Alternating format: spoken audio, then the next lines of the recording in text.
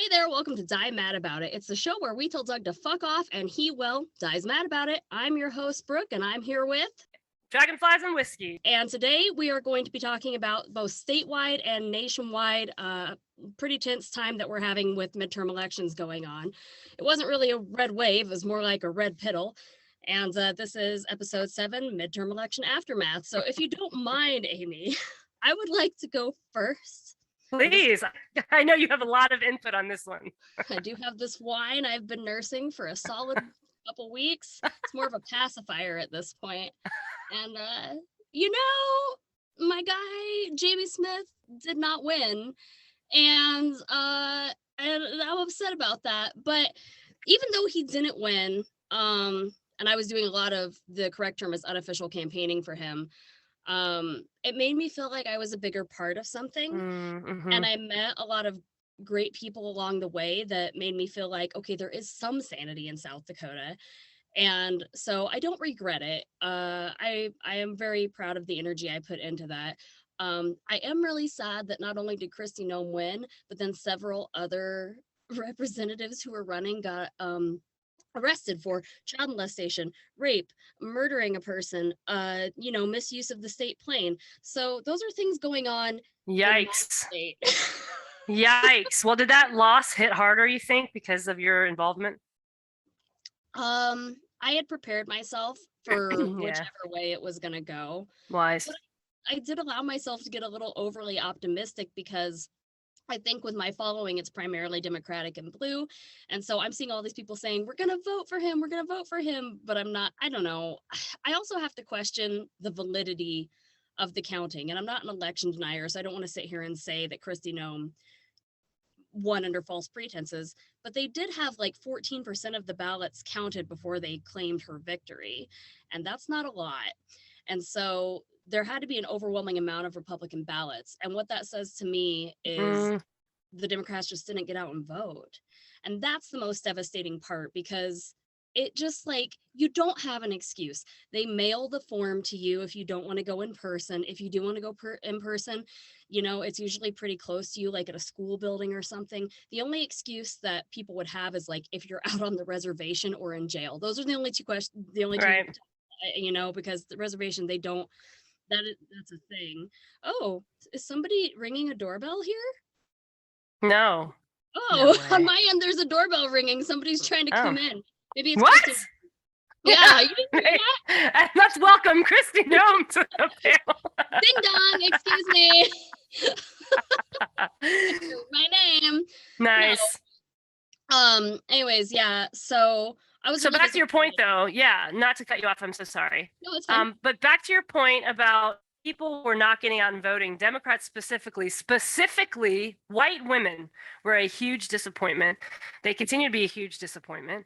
I myself am incredibly disappointed in the fact that white women sit so comfortably that they don't feel it necessary to think that issues and people that are not white women, because they don't understand the lack of privilege. They don't understand being a minority in a sense. Besides the woman portion, there is a ton of privilege there, especially for straight white women, straight white married women in particular, were voting conservatively if they got out at all. And so it really is disappointing that white women continue to be kind of the horcrux in the, gap. Whereas, important women's issues were on the ballot this time around. Luckily, enough women were out there to block them, state by state, even in Kentucky. But it's been really disappointing to see people who are basically feel like they're untouched by issues, and they don't really care either way because nothing is really going to affect them negatively. They think they just don't vote. Yeah, I mean, I was watching a TikTok where this guy, that history guy on TikTok, and he was answering a question that somebody had asked along those lines. And he was saying that white women who vote against their interests, or lower income white individuals, like redneck, hick, all that category, they will vote against their own class to pay for the price of the ticket of being white, because they understand that even on a base level, there is some privilege there, or a perceived privilege. Yeah. And so it's out here in particular, I even have people who consider themselves like my friend, but they'll like be like, yeah, I voted for Trump. And it's like, well, we're not friends. Right. Yeah. Like, I don't know what you think we are, but if you're out there, like, if I'm sorry, you can call yourself like libertarian or whatever you want to call yourself, but if you're out there voting against the interests of the rights of women, like, you aren't really for us or about us. I don't know if it's this cult camaraderie amongst their husband and their families, or if it goes back to that buying a ticket to the white train, but they just can't. Right. Like, people can do hard things. You can change if you want to. And what that Yep. tells me is you're just not willing to. Right. So, Absolutely. And they want to use the excuse, and it started out as, well, he's not a politician, and that's why we're voting for him, because he's not a politician. Well, sure, but that then hung on for several years, where I can walk outside my door and see houses that are completely decorated with Trump paraphernalia, where the obsession has gone so far. It's the ultimate popularity game for Trump, and he's loving every minute of that. yeah. But those, to go along the lines of, you have friends that they voted Trump and we're not friends. I have some that came out and we're not friends any longer, basically coming out with that whole, attitude of, well, we can have different opinions and still get along. This is, we're not picking toppings on pizza, okay? Yeah, This yeah. is human We beings. can't agree to disagree on this. And not No. only that, but when they say that, what they're really saying is we can have different opinions as long as you don't argue with my opinion. Exactly. And it's just not something I'm willing to participate in. It's not something I want my daughter participating in. And like, on that note, like, they're saying now that where the voting was concerned, it was Gen Z and millennials who really came out and voted not necessarily for Democrats, but against Republicans. And they're the ones really saving democracy. So I feel like if you're not on that ship, then if you're not on the right side of history, you're on the wrong side of history. Right. And so, but how did elections go where you're at? I don't know if you're comfortable revealing your state. No, I mean, I'm in North Carolina, and it's always disappointing, and the part that I'm in, our governor was a Democrat, Cooper, but our it was a little bit disappointing. It really, North Carolina could go either way, right? So we're still in the South, but we're not in the South. So we're North Carolina. South Carolina is going to be red, Republican, conservative, entirely run by Christianity. Because that's just how it is. But North Carolina is really like a toss-up. There are some very progressive areas, and some not so progressive areas. And so, unfortunately, it was a little redder than we would have preferred for this time around. But we have held tight on our access to abortion still. So it's still safe enough for me and my family. But if they were to go after abortion to any extent, or take away that right, I would consider moving. I have 2 twin girls. They're going to have access to whatever they need, period. We have total abortion ban out here. Total. We are the only state, I believe, South Dakota, with total abortion ban. There's even a trigger law. Like, you can't even save a woman's life with it. So. Yeah, well, that just happened in Texas. I'm sure you've heard. And there's several instances, but there was an instance in Texas recently where, young couple, white, man, woman, gets pregnant, very excited about the pregnancy, prepared, creates a room, names the baby, blah, blah, blah, gets through the process, goes to see the doctor. The doctor basically says there's an issue. The baby's going to die, and there's nothing we can do because it runs across those guidelines. Doctors, they put all these laws in place, but there's too much gray area. So doctors aren't willing to step in. They don't want to lose their licenses, and they definitely don't want to go to jail. And that's the repercussions that are laid out in these, blurry guidelines. But beyond that, they allowed her to go to the point of almost dying. Almost. Yeah. And it's like bringing women's lives to the brink of death to save a non-viable fetus. Yeah, the fetus was dead anyways, they told her. Absurd. Yep. I mean, not that matters either way. I'm just saying, like, it's not absurd. Only absurd to begin with, but they took it for, it's almost like, are you trying to murder these women? And they are. Right, exactly. So, yeah, that's awful. No, yeah. I mean, I consider moving on a daily basis. It's so hard. It is so hard. And it's easy for me to sit here and say we would move, right? Sure, I would do everything in my power. A lot of people don't have that, and I realize it's not easy for everyone. Oh, I would up and move. It would be hard for me. And I know that a lot of people are just kind of stuck and they don't have the option. Yeah, I mean, there's financial restraints for some people. In my case, like, we went through so much trauma with my past marriages that now we're in a place of security, and it's very, I say it's safe, but is it? It's only safe at my house. So I don't know. these are things to consider, but I get it. But on a positive note, they did have abortion in several key states. I can't even remember how many. Maybe let's say 7, right? Even states such as Kentucky. And there were enough, probably Gen Zs out there, women at least, that voted no, hard no against all of these whack abortion laws that were on this latest midterm. So that is certainly a good sign that there is some common sense out there. well, that actually brings us to our next point of discussion, which is the House and Senate wins. And like, there's a topic that I want to ask you about that I'm sure you'll have a lot to say about, but like the Democrats took the Senate. Yes. Goodbye, Mitch McConnell. Fuck you. Yeah. I don't know if you saw Schumer taking the podium in front of him, but it was pretty good. He approached the podium and Schumer was like, coming through. This is my spot. Seats taken.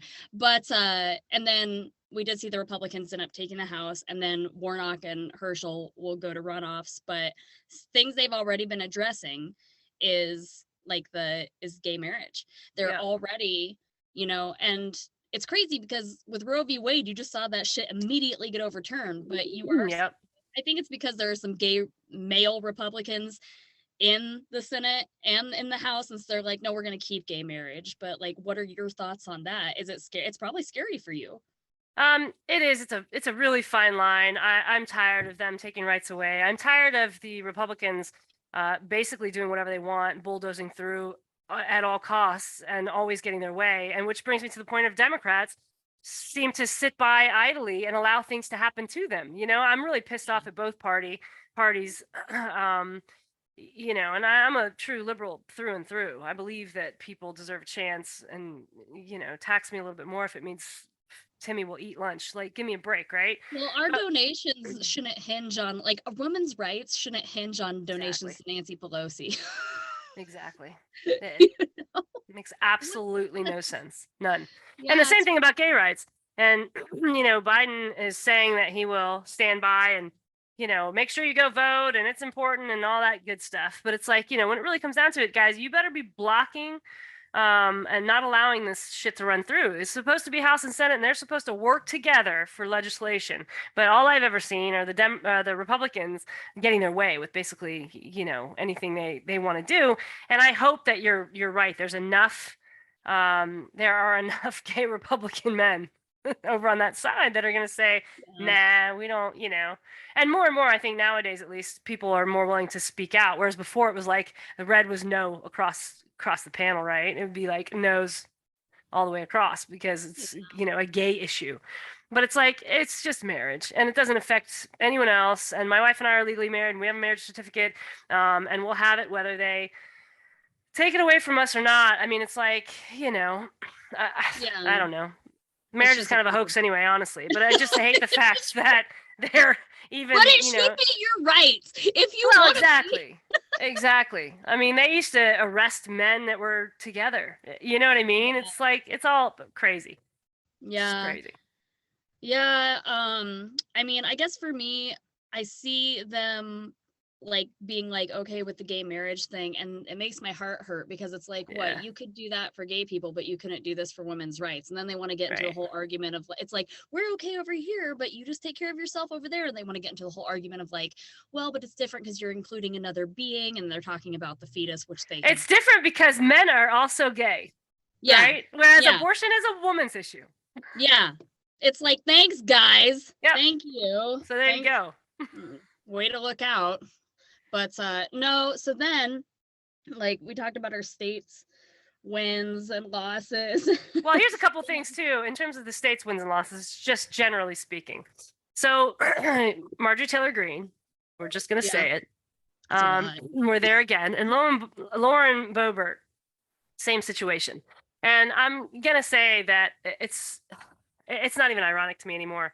But the Republicans love, because conservative Christian Republicans specifically are very, very gullible. And I say add in the Christian additive there because Christianity has been manipulating people for so long. And so the very conservative, the MAGA hats, the GOP portion of people are so gullible, and the leaders know that. And so what they do is they put the face of a woman out there, And the followers immediately see it as, oh my gosh, they're supportive of women. And so they've got It's a true. whole nother, yeah, it's all manipulation. And so I'm they don't feeling have, what you were saying because Kristi Noem, that's the first thing they want to say is yeah, like, oh, we're not sexist. Look at Kristi Noem, just like with Herschel exactly, Walker. And it's just exactly, their token woman, their token Black person. But exactly. all it is just like people like Kristi Noem and Herschel Walker. These are just parrots.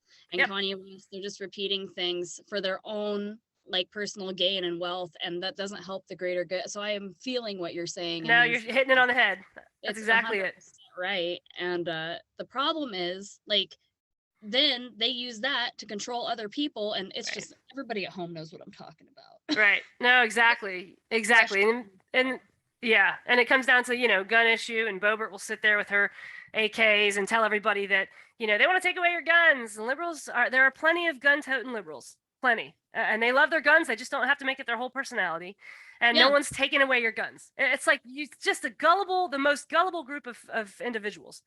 Yeah. And it's absurd. Walking cartoons, and Yeah. with no like you gotta really like we get on TikTok and we talk about a lot of things, and there's a certain amount of privacy that's given up with TikTok that we sacrifice to that end.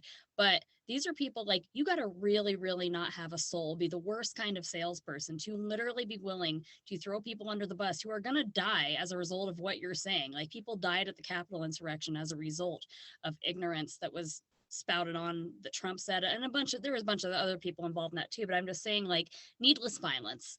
And you hate that people like this exist. Right. No, absolutely. And I think it's also it's an inability to see the long game, right? Yeah. I think Democrats kind of go at a different pace, and it seems like they're doing nothing. And that's kind of where I'm frustrated right now. But they more play for the long game, whereas Republicans will play in the short game, not even like with blinders on, right? They don't even have the ability to see far out, because I just don't think they have the capacity. I mean, honestly. Yeah. And so it just becomes a matter of, let's do what works for us right now. And whatever's extreme. And then the literal dominoes, the snowball effect that's taking place while, people are being taken out along the way. It's like, they overturned Roe v. Wade, and then they killed their own party with that. It's like that was your last extreme card that you had to play. Was it worth it? But that worked out for us, kind of. Right. Well, and meanwhile, we're seeing senators who are attempting to get their mistresses abortions, and they're getting busted. Yeah. So I'll have to find the latest story on that, but it's happening exactly as we assumed it would. So when we talk about things in terms of the future, like 2024 is going to come next, now that we had our fancy little midterm elections and we're taking some time off to grieve or celebrate. And Trump announced his bid. DeSantis announced his bid. Kristi Noem had initially announced the bid, but I think she retracted it because she said she's going to serve her full 4-year term. And a lot can happen in 2 years, so we don't know who else is going to pop up too. And obviously, I think Biden is going to run. So he has to run. I don't know who else we've got, to be real honest with you. Yeah. So, I mean, like, where do we think that that's headed? I'm a little concerned because we're getting down to like where there's a more minimalization of red states. And we're talking like Midwestern, Wyoming, North Dakota, South Dakota. I'm afraid he's going to set up camp here, like at Mount Rushmore. Yeah, I understand what you're saying. But here's the thing, is I think I have a little bit of a different perspective. And I'm kind of,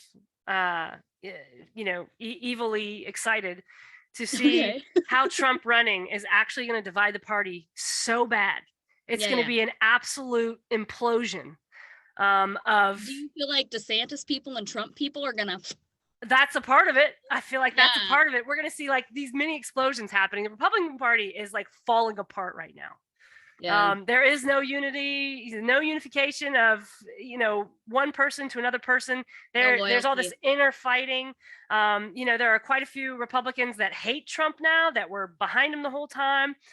So it's pretty funny to watch, actually, the demise that we're witnessing, that they're doing to themselves. Yeah, we'll see what's yet to come. Yeah. I mean, I had always hoped for somebody a little more progressive than Biden, but I do hope that in coming years, we will somehow find a way to reinstate the abortion laws, which will probably take quite a bit of time. I do think that federal legalization of marijuana, besides just not being convicted for it, but recreational use will be legalized. And let all those people go. Everyone who's sitting in jail right now, for possession. Yeah. I mean, I can't even believe that you could be in one state in prison for possession of marijuana, nonviolent, anything. And they're selling it down the street. Exactly. Oh, that's talk about absurd. My God. Yeah. It would be very frustrating. I, having been in the jail system, that would be a situation that would be hard to wake up and deal with every day, because you're at the mercy of the legislative system. Yep. You are a prisoner. You are a volunteer. I mean, it's volunteer slavery, but it's not volunteer anymore so much as, like, I don't want to say anymore. It never was. Like, people are arrested on bogus crimes and booked through the jail system, which is a cash cow. And then you're just at the mercy of it. People love to say, well, don't get caught. Well, people out there looking to catch you. So... Whereas, dude over here is making millions a year selling marijuana. And these people are in jail and they don't have any resources. I mean, even the JAG funding doesn't even go to the public defenders. It goes to the state's attorney. So, I mean, they're in there and their lives are being destroyed and they're going to have a hard time rebuilding it all over something that is legalized. American greed, man. That's American greed right there. That's what it is. Oh, yeah. But I do hope that in 2 years, we'll see less of a shit show than 2020. I guess we're gonna find out. And we're gonna find out. I know. I think we all have a bit of anxiety over it, honestly. Yeah. Well, I said vote for the last, however many months, and when that time comes, I'll be telling people to vote too. And I just hope that everybody actually gets out there and does it. South Dakota. White women, we're looking at you. God, and me and Amy feel very comfortable talking shit about white women because we are white women. All day. Vote. I'll do it all day. We are gay, angry white women. Amy's a little more gay than me. I'm a little angrier than her, so that's fine. That's perfect match. So join us next time when we discuss men's accountability, holiday toxicity, and generally everything that upsets the male population. Until then, remember, Doug, women don't owe you shit.